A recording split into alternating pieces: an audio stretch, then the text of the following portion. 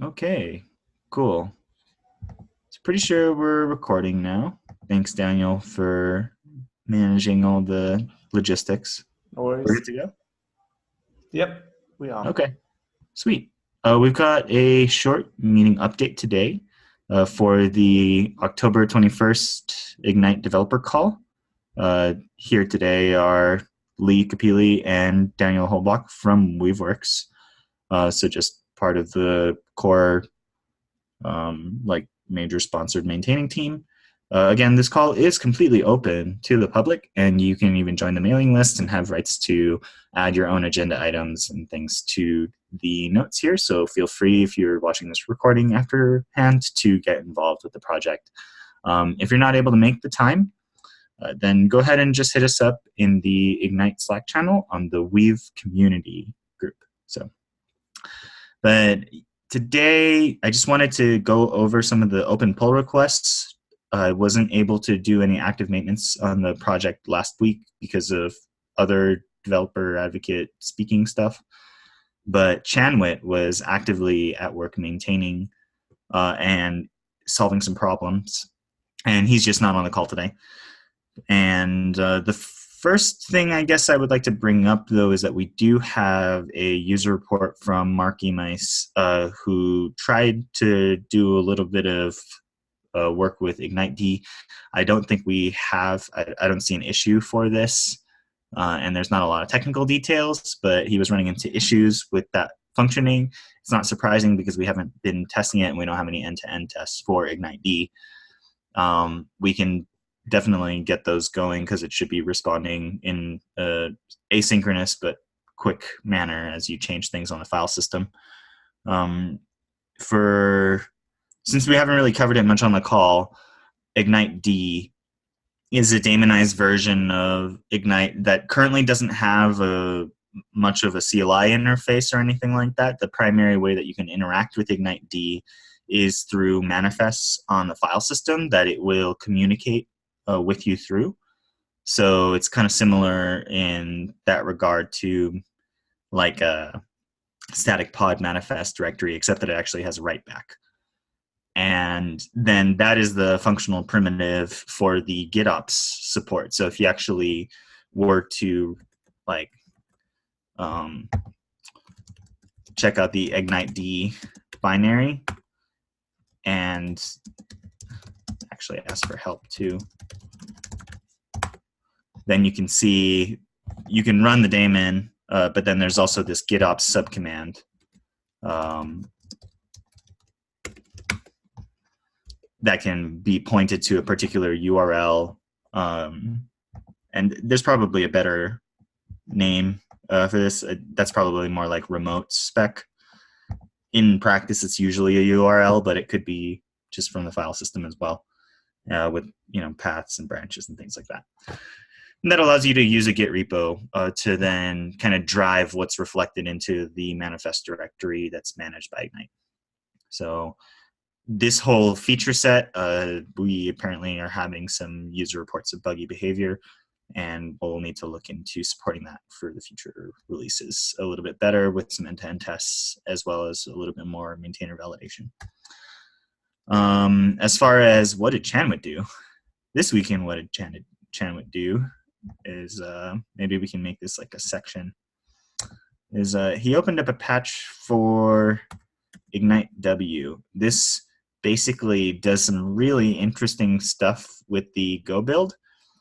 It results in a built binary that also contains and unpacks other binaries.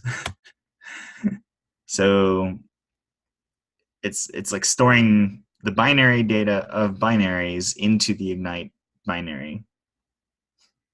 Thank you, Daniel, for linking that. And the main reason that Chanwit built this is it's really a response to immature packaging from the CNI project.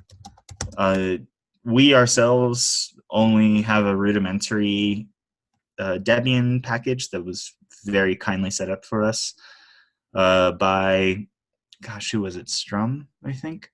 One of our users and contributors built some packages. There's an open issue for it that we have, but they work and are up on, I think, PackageCloud.io, which is powered through a GitLab repo.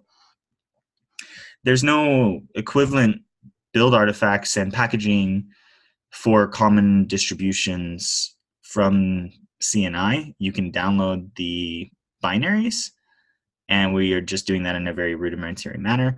I don't think it's too much of an expectation because we have installation docs that instruct users to install binaries for CNI, but it does require like sudo privileges and all that. It's not really different from installing the Ignite binaries. But this is a different UX for making sure that those are available on the system if the user doesn't have them. And it does some interesting path manipulation inside of Ignite so that if the CNI binaries aren't available, the ones that are contained within itself that then get unpacked are able to be used. Definitely an experiment. Chanwit has been definitely headfirst in creating working experiments for different ways of distributing this stuff. It's a really interesting patch, and you should go check it out. I've never really seen anything like this in a Go project before, and it works. I tried it out. It's cool. So, and then there's this patch to bump to more recent Ignite. We should merge it. No, it's not a patch. It was something I was wondering if what am I saying? Sorry. If FireCube should be updated to a more recent version of Ignite.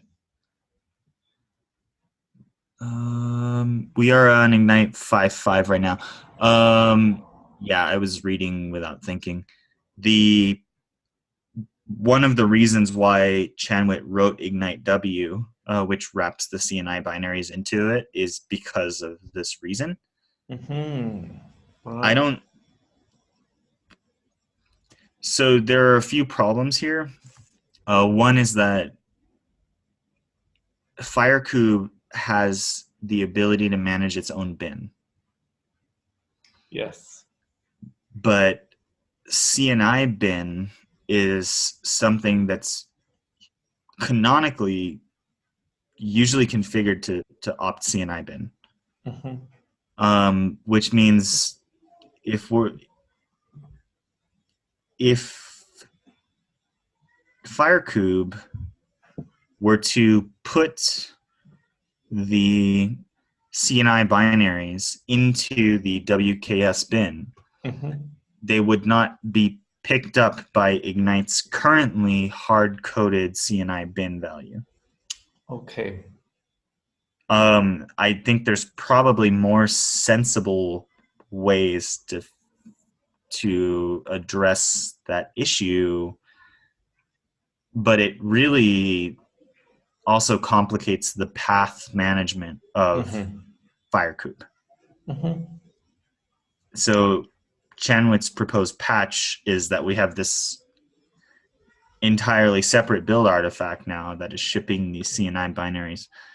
And I think I'm fine to say I can't really put my finger on whether I agree with whether we should manage and maintain wrapping the CNI binaries into an artifact that we distribute. But it's also like not hurting anybody if we do. So I'm a little wary of like not using the official Ignite binary in FireCube itself. The binary itself isn't much bigger. Those CNI binaries are not large, so they don't add a lot to the size. But okay, what else do we have? Yeah, that was the only question I had. And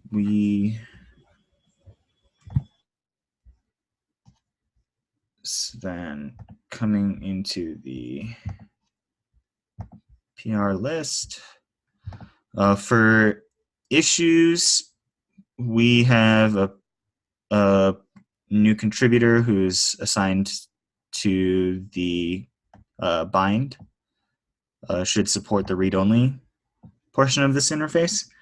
This is a little bit of a security hardening issue and also just a code health thing. So really grateful for Teague for grabbing that. Teague just joined the Weaveworks team and was looking for fun things to work on. So sweet. And then we have quite a lot of open PRs. One thing I want to point out is that Nathan's pre-flight and VM filtering patches are still open. I will get to these this week. And I'm pretty sure the VM filtering thing is already ready to merge. I have not yet merged, or I have not yet done an initial review of this pre-flight command.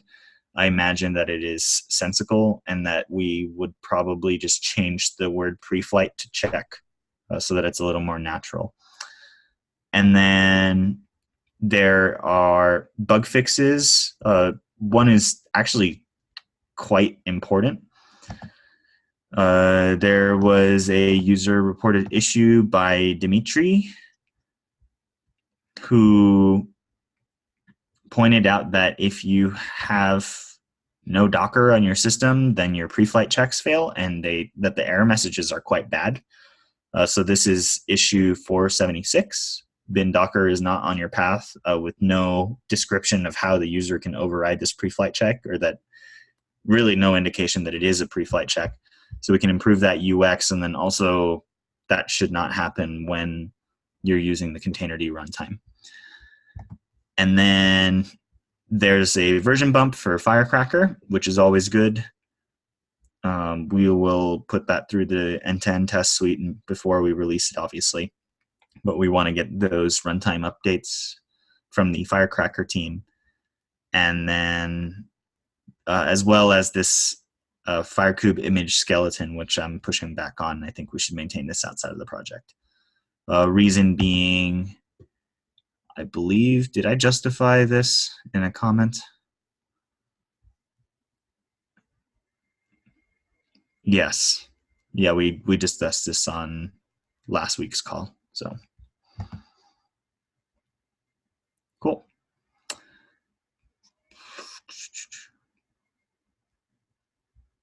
Yep, that's basically all of the open in-flight work on Ignite right now.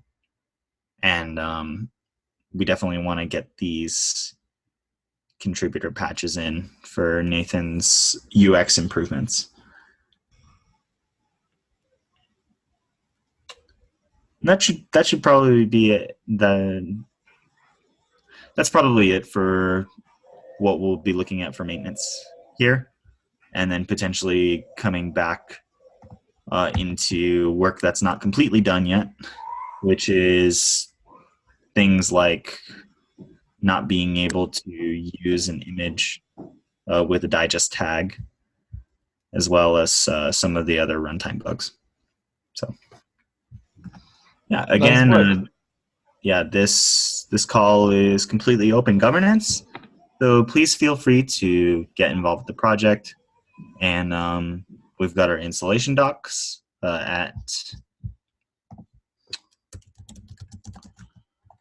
there's a read the docs website right here. Just Ignite read the docs.io. And so go ahead and get started. Go play around with Ignite. Again, things are pretty